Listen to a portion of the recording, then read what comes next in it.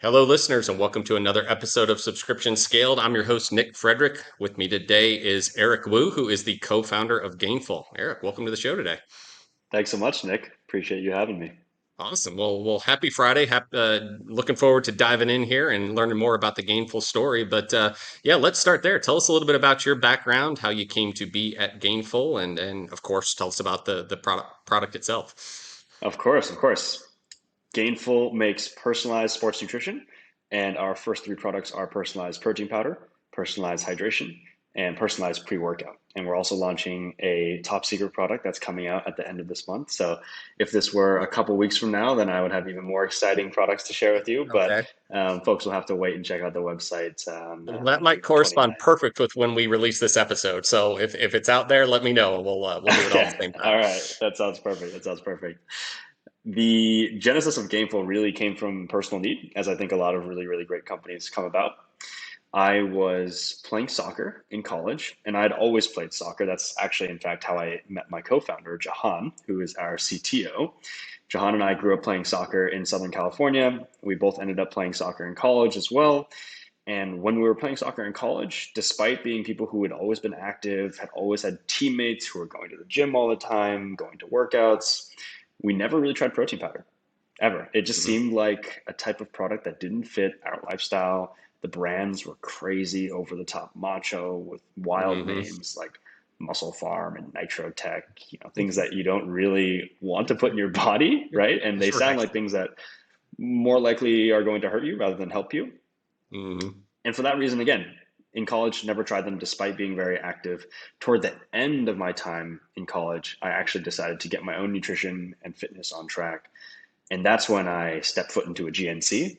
I still remember I went to Georgetown in DC, and I went to the GNC on Wisconsin Ave. I walked in and was faced with floor to ceiling shelves of all these crazy industrial sized tubs of protein powders, pre workouts, and they all had photos of sweaty, shirtless bodybuilders on the front. And for me, Hmm. that was incredibly off putting. Not only did I not Yeah. want to touch these products, I really didn't want to ingest them, put them in my body, and Mm.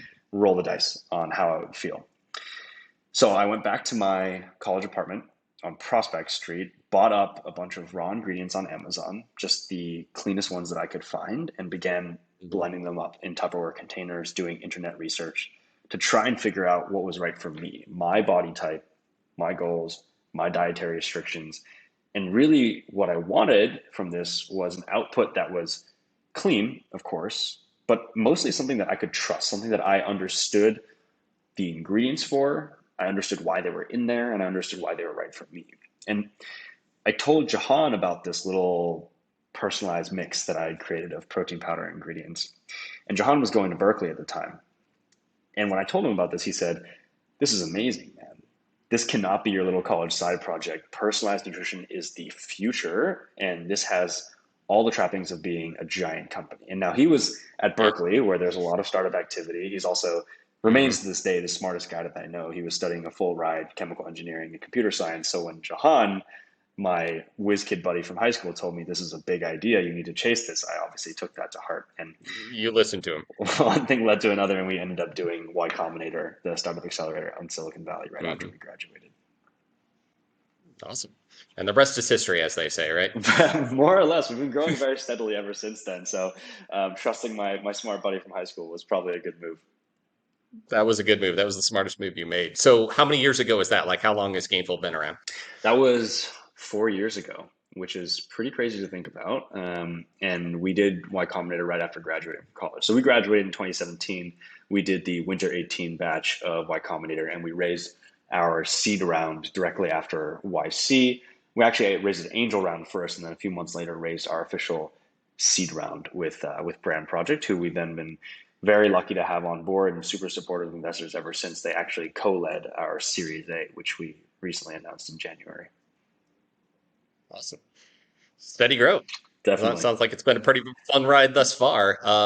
Let's talk about the product and the website itself, where you guys are marketing, who your target audience is. Mhm. As I told you before we jumped down here, I became a customer. I was We're actually in happy the to have market you. at the time that this got set up. So I just went through that buy flow online myself. But talk to us about that. Is Mhm. it exclusively online? Are there other places, or what are you looking to do there? Gainful products strictly direct to consumer at the moment, all through Okay. our own e-commerce sites. It's been that way since day one, and we are all subscription only, which is, I think, probably a decent segue for what we're going to talk about for the remainder of the show. Only Yeah. subscription. We made the move to become fully subscription about half a year into starting Gainful, and I'm happy to talk more about that decision early on as well. But yeah, direct consumer only. We don't have any retail presence yet, although I think we're on a crash course with doing retail and selling brick and mortar someday. That said, we do know that we have a lot of room to run currently on personalization across sports nutrition, specifically on direct consumer. Oh, and Yeah. in terms of the product experience, the way that people order the product, you go to our website, gainful.com, you fill out a simple 5 minute quiz. We ask you questions that we've developed in conjunction with our science advisory board. Very simple things because we want to make this very accessible for everyone. Things like your Hmm. height, weight, dietary restrictions, body goals, frequency of exercise, type of exercise. And then at the end, we display to you a series of personalized products. Right now, that's personalized protein powder, personalized hydration, personalized pre workout, and they're all formulated with percentages of ingredients, dosages of ingredients that are mapped back to things that you told us about yourself and your body and your lifestyle in the quiz. And that's shipped to you monthly as a subscription. Awesome. Well, I can attest that was a great user experience online. Very simple questions, but you can tell they were the types of things that are necessary to try to create something that's very personalized. Let's go back to the point you made earlier, which is 6 months in, decided to make an Right. exclusive decision. Let's talk through that process and how and why you did that. We've always been a very data driven team, which I think is a crucial really pillar for any subscription business, any direct consumer business, because we do have access to so much interesting data, whether that's payment data, biometric data, retention data. It's all in service of creating the perfect customer experience. And so for us, the data driven decisioning that went on to that gave us basically the confidence to go fully subscription was that we found that for the customers who were offered an a la carte Gainful product, um, they had the same, um, how can I say, they had the same LTV basically as the customers who were receiving Gainful on a subscription. And the way that we determined that was we did an A/B test. So we split our entire customer base in two. So every new customer that we acquired, we would show them a website experience that would allow them to order a la carte, or a website experience that would allow them to order as a subscription. The a la carte offering had a higher conversion rate. So there were more people who were willing to try the product as a one-time thing before they jumped in with a subscription. And while a lower percentage of people were willing to make a purchase on the website when it was subscription only, those people stuck around for a lot longer on the subscription. And the reason why we had the confidence to pull the trigger and go fully subscription was because while the LTV, meaning the value to the business, the things that the investors care about, was exactly the same, the value to the customers were greater because they were actually receiving more of the product on a more regular schedule. And for us, as a supplement product, we can't be a flash in the pan, right? We're never going to be like this miraculous weight loss product. We need you to stick with the lifestyle. We need you to stay consistent in order for you to actually see the results of the personalization and the products that we're offering. If you only stick around for 3 weeks, a month, you're not going to reap the full benefits. And for that reason, we really want this to be an ingrained part of people's lifestyles. And we felt that a subscription made it a much easier way for us to do that and communicate over and over again our value proposition, which is personalization, which is access to the registered dietitian through your subscription, which I neglected to mention earlier is actually a complimentary, I guess you could call it, feature of every subscription. Every single person gets free one-on-one access to their very own registered dietitian who's a certified nutritionist to help you through this journey that we're talking about. Well, that was a very thoughtful way to go about determining your product offer Yeah. fit there. And I'm sure very enlightening for those that are listening now and considering which way to go. I mean, a lot of organizations are doing hybrid offers, kind of Mm-hmm. where you started, right? Taking them one way or another, or just offering, either way on the site. Any regrets there, or should I say, any pressure that you're feeling today from investors or others to, put the single one-time transactional offers back No, up? no pressure whatsoever. I'm happy. I'm happy to Really? report we are playing around with the idea of trials to allow people to at least taste the product before they Okay. go into a subscription. Yeah. But the subscription is very flexible. You can delay, pause, skip, cancel, do all sorts of subscription management within the profile on your own without having to talk to any of our customer experience reps. So for that reason, we do feel that the subscription is something that should be very palatable, even for somebody who isn't sure what their next couple months might look like, whether it be from travel or lifestyle changes. Um, I will also caveat our decision by saying it really is product dependent. If you are selling high end cutlery, for example, make your money on the first order and optimize your unit economics for the first order. Don't worry too much about subscription. Now, I'm sure there are exceptions to the rule, but every product deserves the attention that we gave to our product to make sure it fit people's lives. It was more about the fact that it was a supplement than it was about the fact that it was a great business decision.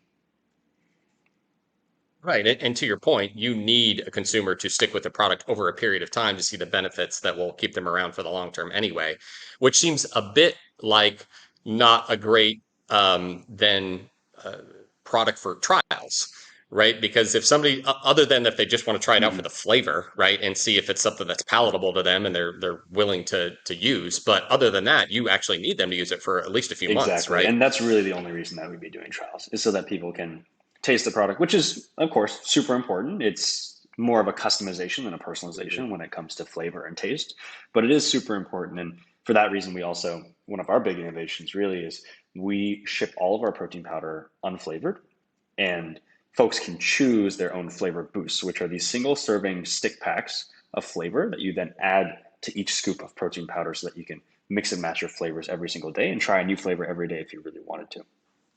Okay, well, so let's talk about you've been straight direct to Mm-hmm. consumer from the beginning. I did the A/B test and then decided to do subscription from a Mm-hmm. very early stage.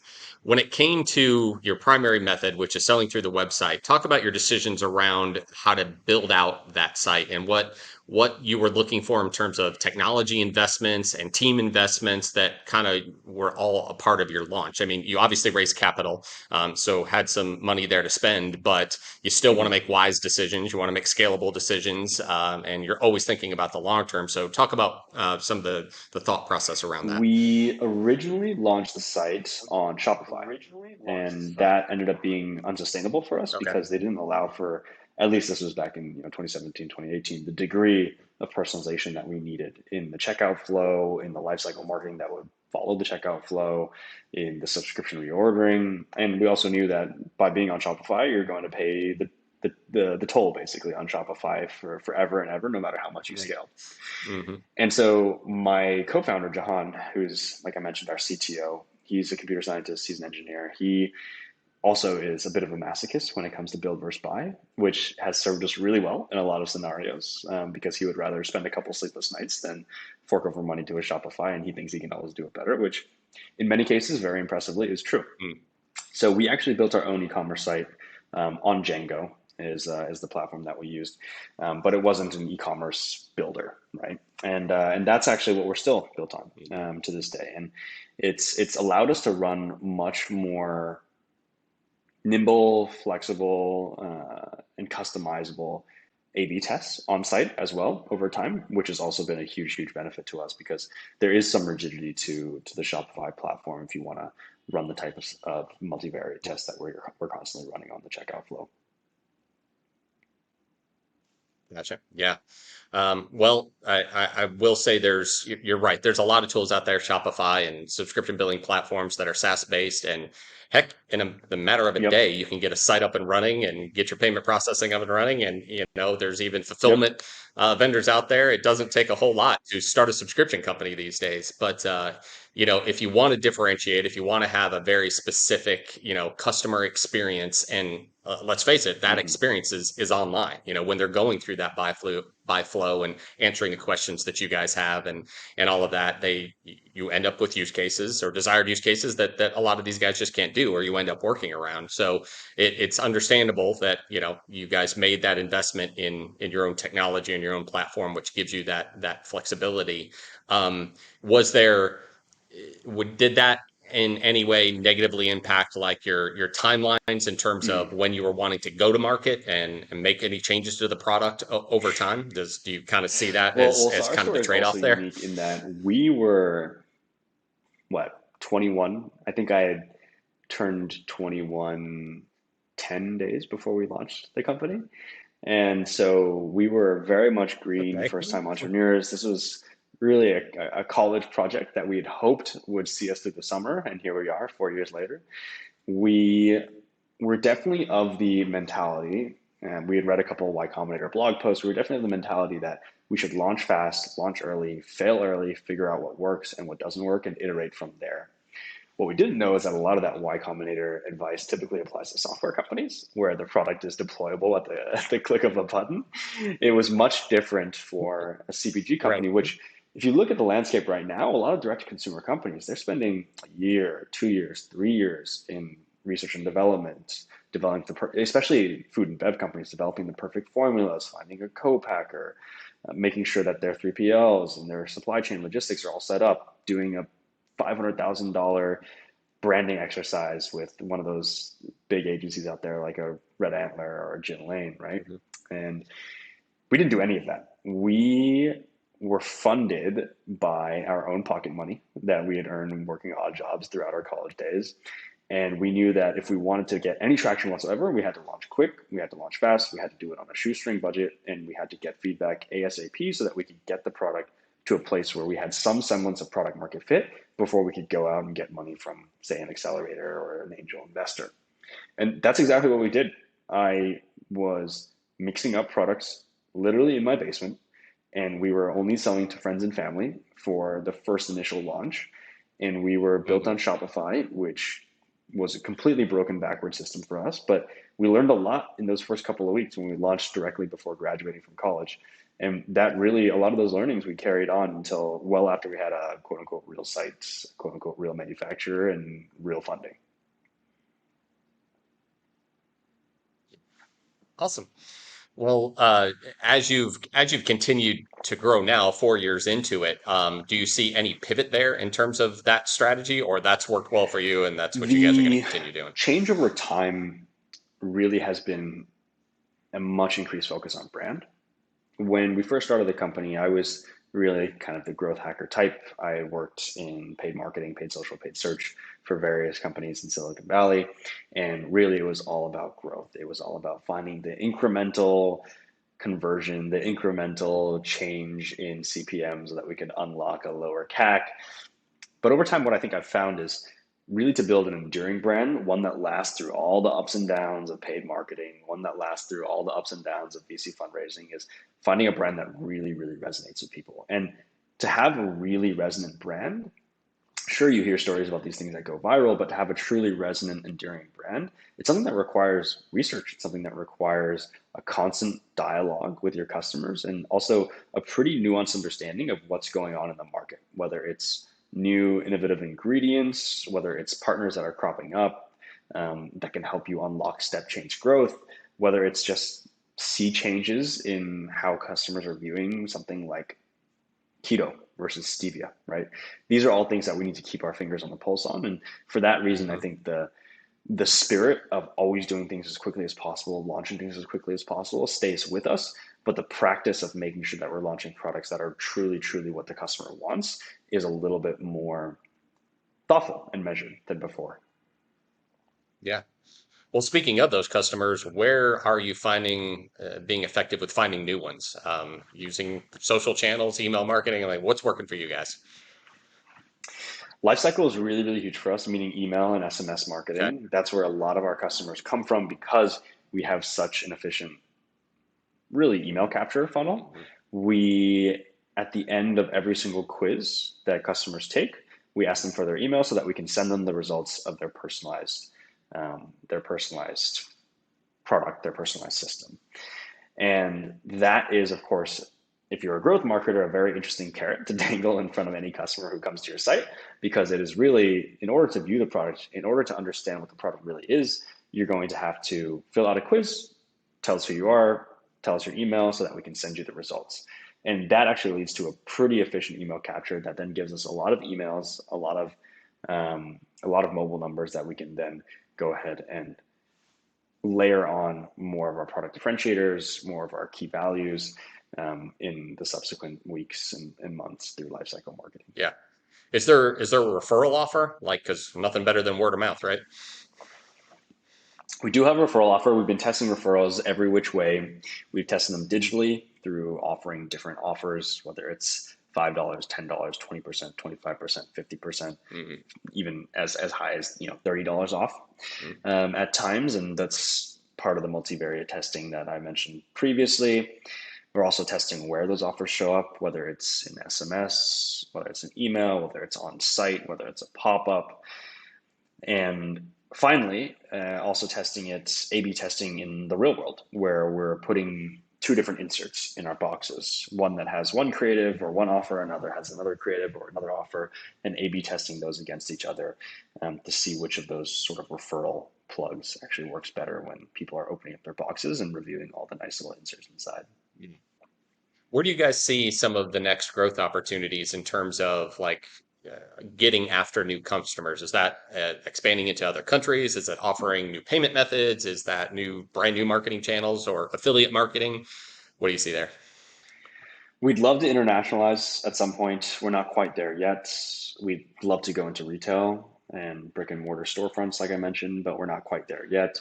We do have a ton of opportunity for growth on direct to consumer, and I see that in a couple of areas. If we're talking strictly about growth channels, we are really excited. We're doing our first TV commercial. Um, we actually filmed that last month, and we're hopefully launching it in the next month. We are also putting a big emphasis on brand partnerships with like-minded Okay. brands that work in wellness, Yep. fitness, and health, as well as putting a big focus on influencer and doing influencer not just churn and burn where we give people free product or a couple of bucks and we ask them to post on our behalf, but in a very branded, thoughtful way so that every single person we partner up with on the influencer side feels invested in the brand and loves the product from the get-go. So those are some of the tactical sort of growth channels that we're exploring right now. From a product perspective, product actually offers our biggest opportunities both for growth, for retention, and for tackling a bigger addressable market, frankly. With our product, the real beauty is our differentiation, our value proposition is not in that we found the world's best next ingredient. It's not that we're the next collagen platform. It's not that we're the next hydration platform. It's that we're the next personalization platform. And I'm sure you've heard a lot of founders say that they want to be the platform for X, Y, and Z. But for us, I think there really is a kernel of inspiration there that might be different from others, because what we can do with our personalization platform is just as we've done with pre-workout and with hydration, we can take this experience, this highly curated experience of taking the quiz, seeing the products personalized to you, and then order them on a subscription that is dynamic and that is powered by registered dietitians. And copy paste is a little bit probably, it's probably a little bit boiling it down too Yeah. far, but copy pasting this model into various categories within sports nutrition that are all billion-dollar industries Yeah. in and of themselves. Yeah. Well, I have talked to others who are in kind of similar situations of delivering a more personalized subscription-based product. Certainly, there's Mhm. plenty of those out there that are shipping you the same commodity each month, right? Whatever it is, and that's kind of easier to predict and easier to manage, certainly online. But when you Mhm. talk about and we're in a category, but each of our individual customers are getting something different. Not only does that create platform issues or complexity, it creates fulfillment complexity and servicing complexities and everything that goes along with that. So there's definitely more of that out there. Are you concerned at all, though, that that might create some competition at the same time? Yes and no. We, at the moment, really do genuinely believe that we're the leaders in personalized sports nutrition. Um, I would say that's undisputed at this point. if you're looking at other categories, there are people who have done really, really great work at being the personalized leader for hair care, for skincare, for pet care, and even for, say, multivitamins or daily vitamins. But nobody's really stepped up to the plate when it comes to sports nutrition. And we really do feel like this is a category that is a huge gaping hole for having this 800-pound gorilla in the room, right? And we'd love to be that. We'd love to be that undisputed leader in personalized sports nutrition, because as a category, sports nutrition is so viscerally in need of personalization. It's all these very opaque, Yeah. poorly branded, old school, macho, over the top products. And if there's one thing that I can't imagine being any more intimate, any more in need of a personal touch, it's what you put in your body. Yeah. It's what you're actually ingesting day to day, and to have something that you don't understand, that you don't feel is made for you, and in certain cases feels downright dangerous, Yeah. is ridiculous. That it can be 2021 and we still have so many products in the market that are like that.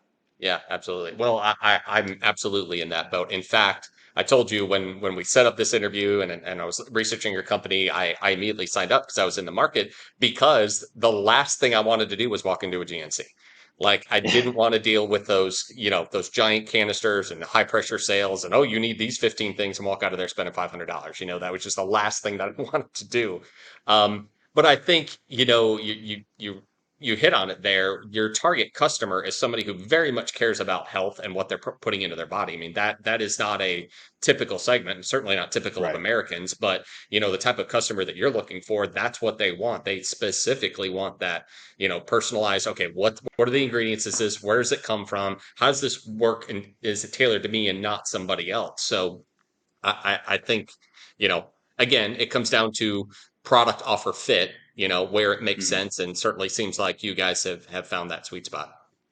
Yep. Yep. Definitely. And again, like I said, it's a very intuitive thing that you'd want to personalize is your sports nutrition.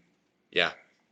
In terms of, holding on to the customers that you've got that have signed up, reducing that churn, keeping those hard-earned customers and increasing that lifetime value, what methods are you guys putting in place, evaluating? You've talked about being a data-driven company, so I'm sure that's a big component of it. But what are you Mhm. doing there to hold on to those customers? Couple things. The first, and the one that's probably most prominent in people's minds, is that we give everyone complimentary access to their very own registered dietitian. And the Mhm. reason why I say that's actually a retention tactic is because that we've found people who have a conversation, a meaningful conversation with their dietitian, tend to stick around on the subscription and Sure. really reach their goals at a much higher rate than any other Hmm. customer who isn't talking to their dietitian. And I think that reason why that is also pretty intuitive. People who talk to their dietitian are more likely to understand the true product benefits, are more likely to actually also eat the right things outside of their supplements, and are more likely to do the right exercises outside of their Yeah. Gainful. And Gainful is not, again, something that we'd ever promise as a silver bullet. It's not going to help you reach your goals on its own. It really has to be paired with really good advice from a dietitian, nutritional, adhering to a good nutrition sort of regimen outside of your supplementation, Hmm. as well as keeping an eye on your exercise. And so the RD program, as well as all the benefits that you get from actually having a product that's developed by our science advisory board, are two of the things that keep people around, because at the end of the day, results are what matter. Yeah. Um, Yeah. in terms of product, there's also a couple of things that we've layered on that really, really has helped us with retention over time. And this is what I would encourage, honestly, any entrepreneur that has a subscription product to pay the most attention to, is what people are telling you about the product. There's a lot of ways that you can try to skin the cat using clever growth marketing and lifecycle marketing tactics. But at the end of the day, you just need a product that works and that people love. And so for us, one of the ways that we were able to accommodate people's needs and extend our LTV significantly was by offering different cadences of subscriptions. For years, we were trying to effectively force feed people 30 servings of protein powder every 30 days without failure. And we kept trying to tell ourselves, well, with better lifecycle marketing, with better growth marketing, with finding the right customers, we'll be able to extend our LTV and always hang on to this 30 servings every 30 days. Um, pricing model that we had, and it just was not the truth. We were lying to ourselves. What we really should have done is looked at our data, which was pretty clear. People were canceling because they had too much protein on their hands. And so what we did is we actually created light, medium, and heavy subscription cadences. And then we predictively analyzed our data to assign to people the subscription cadence that made the most sense for them based on their dietary restrictions, their health goals, their frequency of exercise. And now we've been able to see that really, really pay off in terms of the LTV and the lifetime orders that we're seeing from each customer. Yeah. The part I was thinking about as you were talking there is, in the subscription world, especially for people that were new to it, like maybe started in retail and then came over to it, is, Mm-hmm. subscription and consumer engagement are like tied at the hip, Yeah, right? You're really talking about not a one-time transactional interaction. I mean, everybody wants a repeat customer, but instead of multiple individual transactions, you're really creating an ongoing relationship with that customer. And there's no better way to hold on to a subscriber than to get them engaged with the product. I mean, yeah, I've been doing subscriptions so long that I did it back in the day when the mantra was set it and forget it and hope that your customers forget that they ever bought the right. product. But consumer behavior has completely changed, and we have way too much access to our credit card statements to know what we're paying for. Yeah, And so now the name of the game is absolutely engagement and value. And to your point, having access to that nutritionist and being able to even access the community of other like-minded people who care about nutrition um, mm-hmm. and having that personalized experience is really what it's all about. I mean, that is the perfect definition right there of a subscription product. I mean, you were talking earlier about some things fit, some things don't, but I think that's kind of ideal right there. Yeah. And that's an interesting swing that you bring up is originally if you're getting a pack of, I don't know, cheap razors or a phone bill, you really want people to set it and forget it. And today, I think that paradigm has completely shifted and for good reason. Today, if you want somebody to purchase something over and over and over again, you have to offer them continuous value. You have to be a part of their lives in a way that if you were to disappear, they can't imagine living without you. So they can't forget you. You want them to be constantly thinking about you, whether it's engaging with personalized content, whether there's a community aspect to your platform, or whether it's just seeing results and understanding that what we're doing for you is making you feel better in every single aspect of your life. The more that we can integrate ourselves into our customers' lives and make them realize what a big part of our life, what a big part of their lives that we can play, I think the better. So speaking of that, kind of in that vein, when we're talking about subscription lifecycle management, and all that goes along with that, managing subscribers over time, was there anything that you've learned along the way that was a big aha moment, or something that maybe you didn't think was going to be such a big deal to have to handle? Yeah. For some people, it's chargebacks, Mm. others it's returns and refunds, others it's the technology aspect or fulfillment. What has it been for you guys? This is probably quite specific to food and bev, and even more specific to subscription food and bev. What we found is that taste is king. At the end of the day, the first experience that people have with the product is how it tastes and whether it aligns with what they like to taste. And there's nothing you can do. There's no amount of efficacy that you can show somebody if you even give them 3, 6, 9, 12 months of product and they become the most fit, the most healthy, and they feel the best, they feel the most energized they've ever felt in their lives. They'll never get there if they take one sip of your Madagascar vanilla protein shake and they spit it out because they can't handle it, right? And so for us, the big insight was actually giving people the ability to divorce their flavor from their protein. Before, we had Yeah. pre-flavored blends, and it was chocolate, strawberry, vanilla. And if you got sick of chocolate, you're a little bit SOL, right? And you would get 30 servings of chocolate at a time. Now we have smaller pack Okay. sizes, multiple pack sizes, unflavored protein, and flavor boost, which you add Yeah. to your protein powder so you can mix it and match it and try a different flavor every day. We offer a variety pack with every first order, and the variety pack allows you to try multiple different flavors, find your favorite, and stick with your favorite if you so choose. That's awesome. That's great. Um, you've talked actually a lot as we've been going through here about adjusting that over Mm-hmm. time, and how you've offered that to consumers. And I know you've got a big product offer for coming Yeah. in the next couple of weeks. But how do you see that evolving in the future to keep meeting that very specific customer need? Anything big there? We have a pretty clear idea of our product roadmap. for the next few years because our customers ask for it. Our customers are pretty engaged in asking us what they'd like, asking us for what Mm. they'd like. And we also go out to our customers very frequently with surveys, with focus groups, with actual phone calls where I get on the phone with the customer and ask them their opinion on one aspect of their lives that maybe Gainful could launch a product in. And that has made it really easy, honestly, to do product development because there's no guesswork. There's no contracting a Mhm. marketing agency to do a map of the market and then figuring out what the total addressable market is for a prebiotic fiber. It's going to our customers and saying, hey, how many of you would like a prebiotic fiber? How much would you pay per month per serving? What sort of format would you like it in? Would you like it in a stick pack? Would you like it in a bottled drink? Would you like it in a scoop? And it becomes very evident very quickly. And sometimes there's some really counterintuitive stuff on what we ought to launch next. And that's something that we've employed since day one is getting real-time customer feedback. And then also as we're doing the product R&D, the product formulation, looping in focus groups of ambassadors and Gainful superstars to help us develop the product and hone in on taste. I would have to imagine that by through that sort of outreach and engagement with some of your customers to ask them what, what's the next thing that they want, you are creating some awfully loyal customers along the way there too. We just started up a Gainful ambassador program, and we found that the folks who join our ambassador program have, I forgot the exact number, but significantly higher retention Yeah. than a focus group of people who weren't given the ambassador outreach. So making ambassadors out of your customers is both really great for product development and very good for business as well. Yeah, absolutely. Cool. So last question here. Obviously, I ask this to pretty much everybody these days because we're all subscription businesses online. But what has the last year and a half, through the pandemic been for you guys? How has that changed things?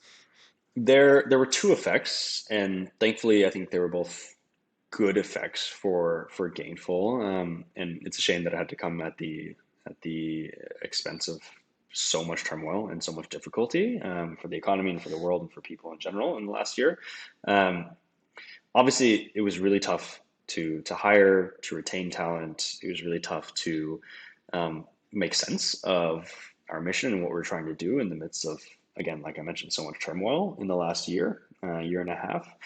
The two tailwinds, thankfully, that we were able to capture outside of all the difficulty were one, as I'm sure you've heard, direct to consumer e-commerce penetration was up significantly over the course of last year. People who weren't shopping online ever before were at the very least now considering it. And that was helpful in terms of accelerating the pace of innovation on e-commerce. More and more people were willing and able and actually going out and buying things online instead of in stores. And as a company that strictly sells online, that was a tailwind in one area that we work in. Another tailwind really was people, and this is the important one actually, people were more than ever interested in what they were putting in their bodies. And that was kind of a sort of bizarre auxiliary effect of everyone paying attention to their immune Right. systems, everyone paying attention to their own health and wellness and being stuck at home, that we actually saw an increase in the number of people who were paying attention to how they're exercising and paying attention to ingredients and nutrition facts and how they were treating themselves and actually caring a little bit more about the brands that they put on their bodies and in their bodies. And for us, again, that represented a tailwind. I wouldn't say that it's made up for all the difficulties that the economy and small businesses in general experienced through the pandemic, but we were very glad to have that extra awareness both on the e-commerce, but in particular on the health and wellness front. Awesome. Well, I mean, you're absolutely right. It was a terrible situation. None of us really wanted to have to go through that, but it had a lot of benefits, certainly on the e-commerce side of things. And it sounds like you guys were in a good position to take advantage of that. Mm-hmm. Well, Eric, I've really enjoyed this conversation. A lot of great insights. If any of the listeners have more questions for you and want to check out the product, tell them where they can go. They can go to gainful.com, and if they would like a referral code, they are more than welcome to reach out to me. I am just Eric at gainful.com. Hopefully, this doesn't lead to a total influx of emails, but if anybody is looking for subscription advice, I'm always an open book. And of course, if they're willing to try our product and give me feedback, that is even more incentive for me. Fantastic. Awesome. Well, again, thanks so much and good luck to you and the Gainful team. Thanks so much, Nick. I appreciate it. All right. Thanks.